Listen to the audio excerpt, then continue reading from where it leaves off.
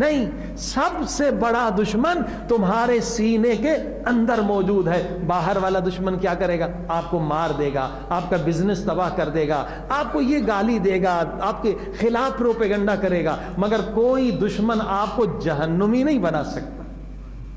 مگر یہ جو اندر والا دشمن ہے نفس امارہ، یہ انسان کو جہنمی بناتا ہے، یہ انسان کو مردود بناتا ہے۔ اللہ کے رسول فرماتے ہیں سب سے بڑا دشمن تمہارے سینے کے اندر ہے، نفس امارہ ہے۔ جب تک کہ تم اسے شکست نہ دے دو تب تک تمہیں پرفیکشن نہیں مل سکتی ہے۔ یہ عبادت سے روکتا ہے، یہ کمال سے روکتا ہے، یہ خدا سے دور لے جاتا ہے۔ پہلے اس سے جنگ کرو اور اسے شکست دو۔ صلوات پڑھی محمد و آل محمد۔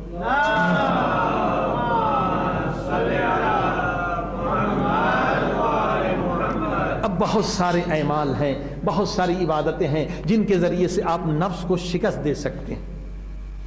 اب یہ نفس کیا ہے؟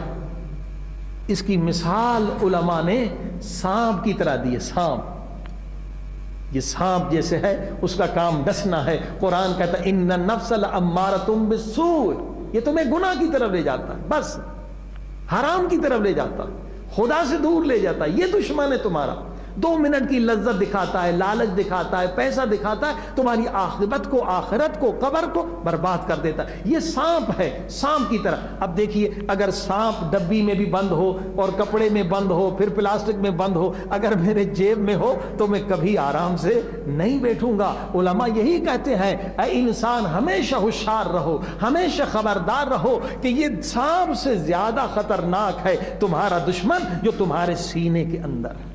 عزیزان گرامی دیکھیے، یہ جو ہے نفس ہم سے الگ نہیں ہے کہ ہم اس کو مار دیں۔ یہ جب تک ہم زندہ ہیں تب تک یہ بھی زندہ ہے، جب تک ہم زندہ ہیں تب تک شیطان بھی زندہ ہے۔ صلوات پڑھی محمد و آل محمد۔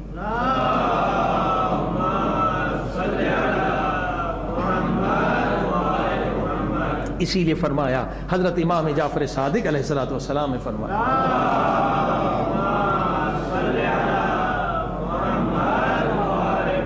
اگر ہم چاہتے ہیں کہ یہ سانپ ہمیں نہ ڈسے، اس سانپ سے بچنا ہے، اس کے زہر سے بچنا، تو ایک طریقہ کیا ہے کہ ہمیشہ خدا کے ذکر میں زبان کو مشغول رکھیں۔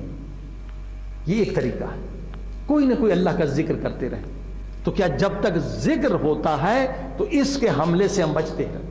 قرآن کہتا ہے من یعش عن ذکر الرحمن، جہاں تمہاری زبان نے اللہ کا ذکر کرنا چھوڑ دیا، نقیض لہو شیطان، وہیں ایک شیطان تمہارے اوپر قبضہ کر لیتا۔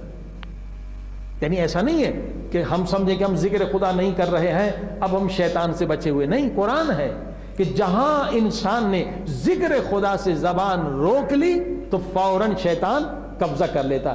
جہاں ذکر کیا وہاں شیطان دل سے نکل جاتا ہے۔ یعنی مسلسل ذکر کرنے کا فائدہ یہ ہے کہ ہم شیطان اور نفس کے حملوں سے بچ سکتے ہیں۔ لیکن جہاں زبان رک گئی، عزیزان گرامی، یہ زبان واقعاً اللہ نے اس لیے دی ہے کہ ہم ذکر کر کے اپنی دنیا کو بھی بنائیں، آخرت کو بھی بنائیں۔ مثلا کوئی بھی ذکر آپ نے کیا، سبحان اللہ والحمدللہ ولا الہ الا اللہ واللہ اکبر پڑھا، مشہور حدیث ہے جنت میں 4 درخت آپ کے لگ جاتے ہیں، درود پڑھتے ہیں، آپ ذکر خدا کرتے ہیں، اس سے دنیا بھی بنتی ہے، آخرت بھی بنتی ہے۔ دنیا میں رزق بڑھتا ہے، دنیا میں سکون ملتا ہے، دنیا میں غم پریشانیاں دور ہو جاتی ہیں، اور اسی ذکر سے قبر میں بھی نور ملتا ہے، قیامت میں بھی نور ملتا ہے، جنت میں میوے، جنت میں گھر، جنت میں نعمتیں۔ صلوات پڑھی محمد و آل محمد۔